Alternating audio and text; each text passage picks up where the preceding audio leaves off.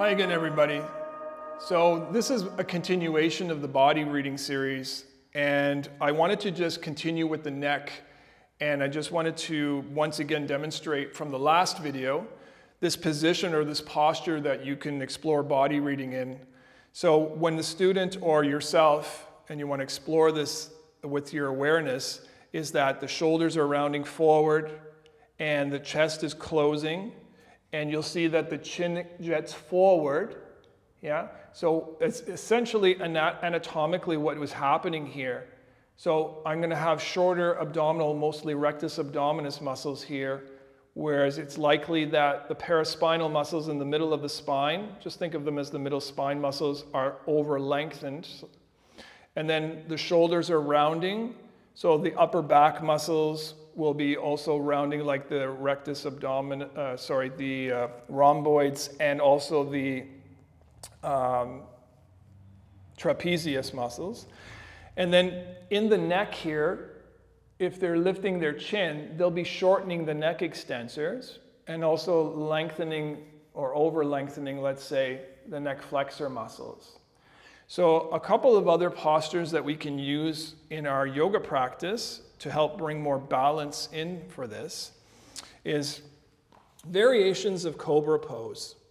Because Cobra Pose, I find, is a wonderful posture for especially bringing more open to the chest, lengthening the abdominals, bringing a little more balance into the middle of the upper back, and also the neck when it's done properly. So in this variation, I'm going to take my fingers forward on the floor. Let me just get into a position here that you can see best in, and bring my forehead down to the ground. And I have my fingertips on the ground, and I'm going to pull my fingers gently towards me to help stabilize my shoulder blades on my back. And then I'm just going to imagine I'm keeping this apple under my chin, so I'm lengthening through the base of my skull through the crown of my head. And I'm going to try and keep a neutral neck position as I just lift up any amount here for the student, and then slowly lower, bring my forehead down to the ground. And again, I'll slowly lift up.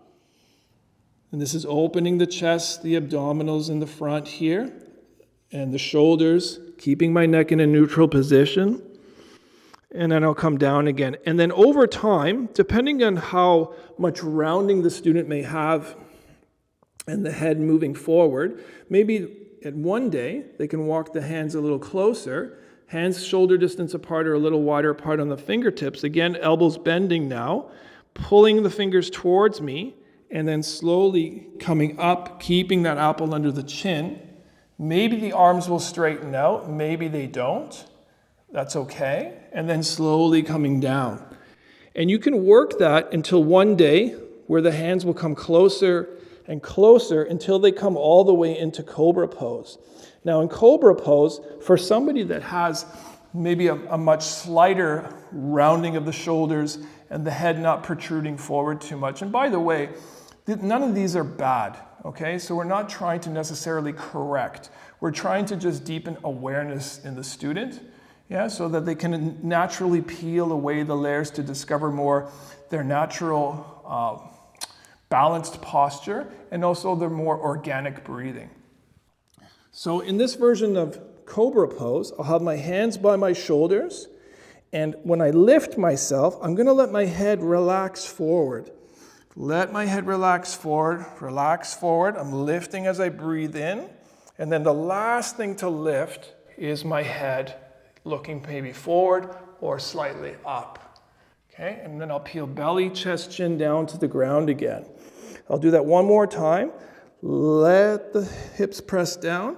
Extend the spine up. Let the head relax forward. I'm not pushing it forward. And I'll slowly come up. Okay, then belly, chest, chin down again. So why do I lift my head last in that position? Well, one of the reasons is that allows me to extend my spine more efficiently in the bottom, middle, and upper parts of my spine, especially in the middle and upper back. So think about in the last video when I was doing bridge pose. When I do bridge pose, that helps me to lengthen the neck extensors. right? In this pose as well, that also will help me to lengthen the neck extensor muscles in the back of my neck, as well as lengthen my spine or extend my spine more evenly from top to bottom. So try it out for yourself. It's going to be different for every body, and just play with it a little bit, but without any kind of pain. Yeah, we don't want to experience pain in the body when we're doing any of these. So enjoy that. In the next video, I'm going to talk a little bit about body reading with flat necks. Until then, peace out.